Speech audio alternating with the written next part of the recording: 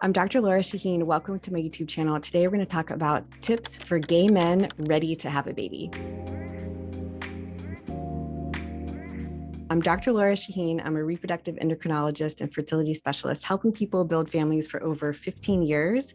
And if you're watching this video today, I want you to walk away understanding 5 key tips for getting started for family building if you are a gay man. I hope you are enjoying the education that I'm providing here, all about reproductive health on this channel. Like this video if you learned something, comment with questions that you have, and subscribe to the channel if you're learning. So how do you get started? Step number 1 is finding the right fertility clinic and the right fertility specialist for your needs. If you know that you're going to need an egg donor, you know you're going to need to use a surrogate, you want to find a clinic with experience with both of these processes and needs. Other things to look for in a clinic is you want to find a clinic where you feel comfortable and you feel welcome. If you look at the website for my clinic, Pacific Northwest Fertility in Seattle, you will see that one of our centers of excellence is LGBTQ plus family building. We have our own donor egg bank. We have a large egg donor program. We have a surrogacy program. We are dedicated to helping people build families, all types of families. You want to make sure that you feel welcome in that clinic and that clinic can help you meet your goals. Some specific things to think about if on your personal journey is if you already know one piece of the puzzle, like you have a person who's going to donate eggs and they're in a certain location, it might be easier for that person to have the egg retrieval near them and you go to them to provide sperm sample. You might have someone who's willing to be a surrogate or gestational carrier for you, and they might live in a certain state. So it might be easier to create the embryos near them where the embryo transfer is going to occur. And honestly, in this day and age, with the way and threat to reproductive rights that's happening in the United States, you might think very seriously about clinics in states where reproductive rights are protected as you are building your family. Step number 2 is a fertility assessment. So this starts with a consult with your fertility specialist to learn about your goals, go over your medical history, and then you'll do some testing, semen analysis to kind of see where your counts are, and then talk to your doctor about doing genetic screening. As you're picking an egg donor, you're probably going to have egg donors with different genetic profiles, and you're going to want to maybe do your own testing to make sure that you have a match that's right for you. What I'm talking about here is some genetic diseases like cystic fibrosis, muscular dystrophy, sickle cell disease. The way children can get these diseases is they can inherit a genetic mutation from both the egg and the sperm that they came from.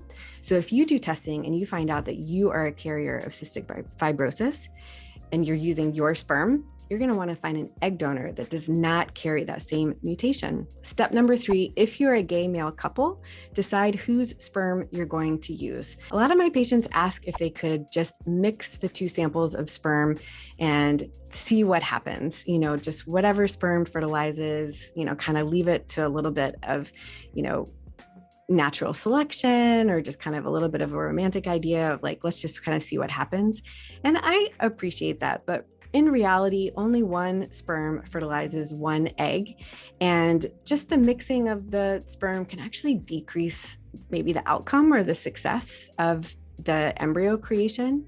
So typically we can do what's called split of the eggs. If you have an egg donor that's going through IVF and collecting multiple eggs, you can actually split the number of eggs and fertilize half with one person's sperm and the other half with someone else's sperm. And you can actually keep it separate and you know which embryo was created with which sperm. So talk to your clinic about what's right for you. But in my clinic, we typically talk about, yes, you can create embryos with each person's sperm, but we don't do the sperm mixing. Step number 4 is making a financial plan. So creating embryos with donor egg and transferring embryos to a surrogate can be quite costly, and you really want to understand the costs and what benefits you might have and planning ahead so you don't have any surprises. So resources for that can be the clinic that you're working with. It can be your HR department. Some people do have fertility benefits and coverage. Some states require fertility coverage and benefits, but most do not. And there can definitely be some exclusions for use in certain circumstances. There are fertility grants available for fertility help. I'm on the board of Baby Quest Fertility Grants. It's a nonprofit that provides fertility grants for people that need it. And there are others. You can go to resolve.org and look under fertility grants, and you can find a list of fertility grants that might be able to help you. Step number 5 is you're ready to go. Now you need to choose your egg donor and your surrogate. Every clinic is going to be a little bit different. At my clinic in Seattle, Pacific Northwest Fertility, we have a wonderful egg donor program. We have the traditional matched program where there's a person going through IVF and an egg retrieval for that particular intended parent or parents. And we also have our own donor egg bank. So this is where donors have gone through IVF. We've collected eggs and frozen those eggs to use to help people build families later. We do a lot of surrogacy embryo transfers and help people use gestational carriers. But in our clinic, we don't have our own surrogates, and we help connect patients with agencies that can help people find the surrogate that's right for them. Most clinics do not have their own donor egg bank. A lot of clinics don't help their patients find their own egg donor, like for a match cycle or for donor egg bank.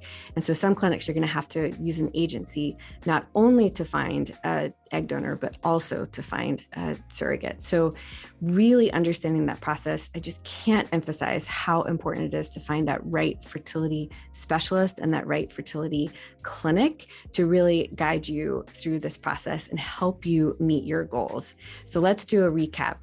Tips to get started if you are a gay man and you're ready to have a baby. Number 1, choose a fertility clinic and a fertility specialist that's going to help you meet your goals. Number 2, get a fertility assessment, which can be consultation and some testing like a semen analysis and genetic testing. Step number 3, if you've got 2 sperm sources, if you're a gay male couple, decide whose sperm you're going to use and how you're going to do that. Step number 4, a financial plan. It's important to plan ahead and have no surprises to meet your goals. And step number 5 is finding that egg donor and finding that surrogate that is right for you.